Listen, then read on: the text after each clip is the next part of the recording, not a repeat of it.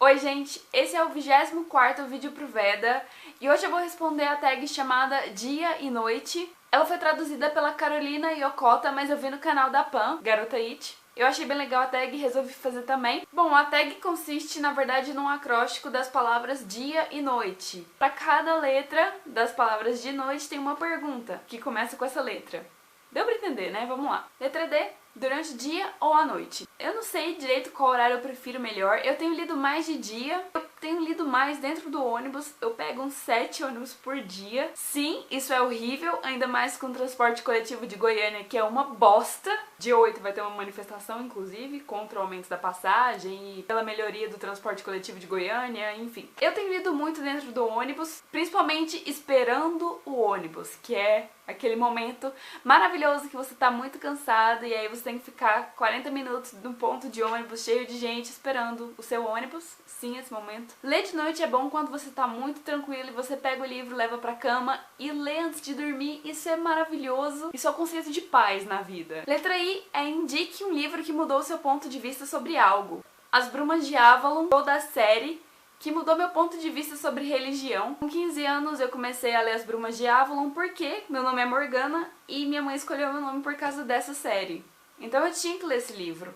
Quando eu li com 15 anos é aquela fase, né, adolescência, em que você questiona o universo inteiro. E algumas críticas que eram feitas à religião cristã nesse livro me incomodavam, no sentido de que eu concordava com essas críticas, e eu era cristã e eu era católica na época, e eu comecei a perceber algumas coisas que não me agradavam na religião. Eu comecei a pensar um pouco mais sobre a religião que eu tinha e que eu praticava por causa que a minha família era católica, então eu era também. Eu fiz catequese com 14 anos, com 15 eu parei pra pensar e descobri que não era isso que eu queria, não era isso que eu acreditava, não era nisso que eu me encontrava. Eu tenho um pouco de medo de falar isso e as pessoas acharem que se elas lerem Brumas de Avalon, elas vão deixar de acreditar em alguma coisa. Não, isso não tem nada a ver, isso foi uma coisa individual. Letra A, alguma vez já derramou algum líquido em um livro? Já. Não exatamente derramar, tipo, tô bebendo suco e ups, eu já molhei alguns livros de outra forma. Tá vendo que ele tá manchado?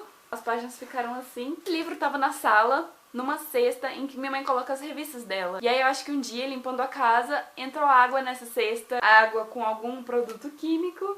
Eu vou acabar um dia trocando a minha coleção. Outro livro que eu molhei recentemente foi Volta aos 15, que eu tô lendo. Sabe aquele vídeo que eu fiz sobre Pirinópolis, mostrando as cachoeiras que eu fui e tal? Eu tava com minha mochila nas costas. E é aquela coisa, né? Entra na água, sai da água, entra na água, sai da água. O livro tava na minha mochila. E aí a minha mochila molhou por causa da minha roupa molhada e molhou o livro. E ficou meio que machucado aqui na ponta. Pergunta qual letra é. Existem pessoas que não gostam de ler. Isso é positivo ou negativo? Isso é complicado. Eu não vejo isso como positivo. Então, talvez eu responda negativo. Mas eu acho que tinha que ter uma resposta em cima do muro. Até porque gostar de ler, né?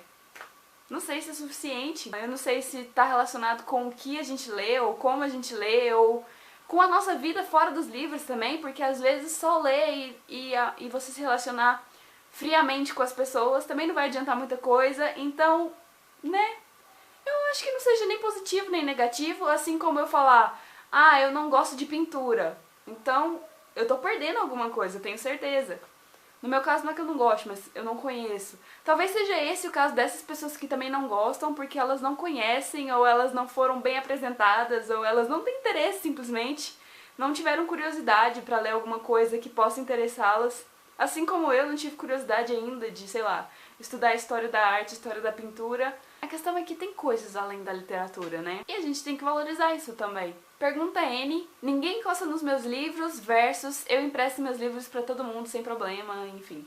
Eu acho que entre esses dois polos eu estaria mais pra eu empresto meus livros pra todo mundo sem problemas. Lembro de uma época em que eu falava que eu tinha mais ciúmes dos meus livros que dos meus namorados no plural, a pegadora, do que do meu namorado da época. Mas depois que você começa a ter muito contato com os livros e tal, pelo menos no meu caso foi assim, principalmente depois que eu comecei a trabalhar num sebo, eu meio que tive uma crise quando eu percebi que aqueles livros usados e que eram tão novos, que foram tão bem conservados, é como se você pegasse o livro e ele não tinha história além daquela que estava escrita. O objeto não tinha história. Eu emprestei Harry Potter pra uma única pessoa. Era uma pessoa que eu confiava muito. Harry Potter, pra mim, eu acho que são os meus livros mais preciosos. É a minha coleção de Harry Potter. Porque eu posso comprar outro, mas não vai ser a minha, entendeu? Não vai ser aquela que eu li quando eu tinha 10 anos de idade. Se for pra dar valor no objeto, eu também vou dar valor na história do meu objeto. E aí, por exemplo, quando eu emprestei pra essa pessoa, eu acompanhava essa pessoa lendo e eu via que ela tava... Até vou pegar o livro. Harry Potter e a Ordem da Fênix, eu li num livro emprestado quando eu tava lendo. Depois de muitos anos eu comprei o meu, mas eu nunca cheguei a ler na minha edição. E quem leu foi a pessoa pra quem eu emprestei toda a minha coleção. Essa pessoa fez isso no meu livro.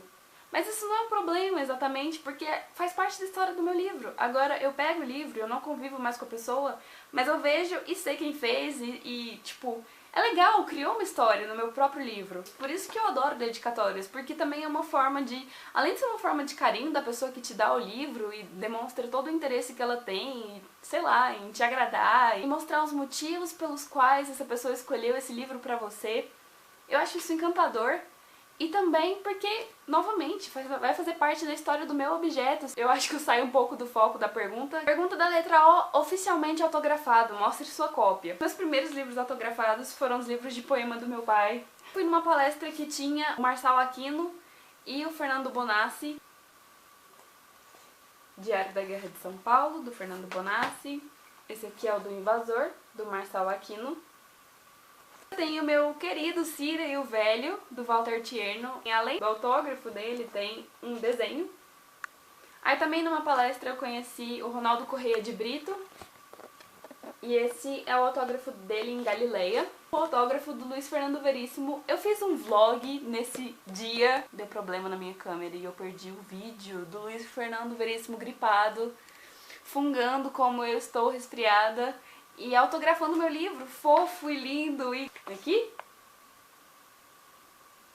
Foi na Flipiri, isso, lá em Pirinópolis também. Pergunta da letra I, ilustração ou não?